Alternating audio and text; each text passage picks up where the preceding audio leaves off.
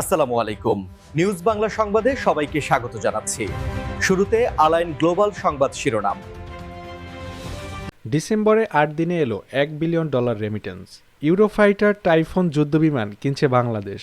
সবার জন্য উন্মুক্ত হলো জাতীয় ঐক্যমত কমিশনের পূর্ণাঙ্গ প্রতিবেদন। পে স্কেল নিয়ে কোর কমিটির বৈঠক। হজ যাত্রীর বিমান টিকিটে শুল্ক প্রত্যাহার এনবিআরের। কর্মস্থলে উপস্থিতির প্রত্যয়ন ছাড়া বেতন ভাতা তুলতে পারবেন না প্রাথমিকের কর্মকর্তারা।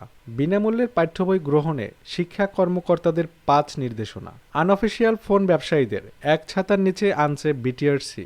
ইউনেস্কোর ঐতিহ্যের স্বীকৃতি পেল টাঙ্গাইল শাড়ি বুনন শিল্প। এই বিজয়ের মাসেই তারেক রহমান দেশে আসবেন বলে জানিয়েছেন বিএনপির মিডিয়া সেলের সদস্য আতিকুর রহমান রুমন। মঙ্গলবার রাজধানীর এবার কেয়ার হাসপাতালের সামনে তিনি এই কথা বলেন। মনোনয়ন জমার শেষ দিনে লাপাত্তা নির্বাচন কমিশন, হতাশ প্রার্থীরা।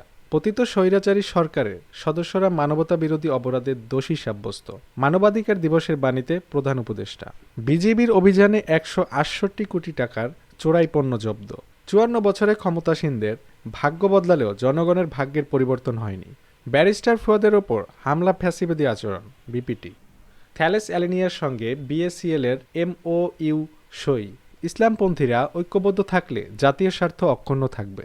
চাঁপাইনবাবগঞ্জে পৃথক সড়ক দুর্ঘটনায় শিশুসহ নিহত ৪। সিংড়ায় বিএনপির মনোনয়ন বাতিলের দাবিতে মহাসড়ক অবরোধ। হাওরের বৈচিত্র্য রক্ষা করে যোগাযোগে উন্নয়নের প্রতিশ্রুতি বিএনপি প্রার্থীর।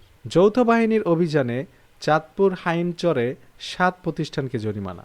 ২০ ডিসেম্বর থেকে ট্রেন যাত্রায় গুনতে হবে বাড়তি ভাড়া। স্কুল লেভেলে কয়েকটি ভাষা বাধ্যতামূলক করা হবে, তারেক রহমান। দুর্নীতি মামলায় সাবেক প্রতিমন্ত্রী ডক্টর এনামুরের আয়কর নথি জব্দ। ডেঙ্গু কাটল আরও ৩টি প্রাণ, হাসপাতালে ৪২১।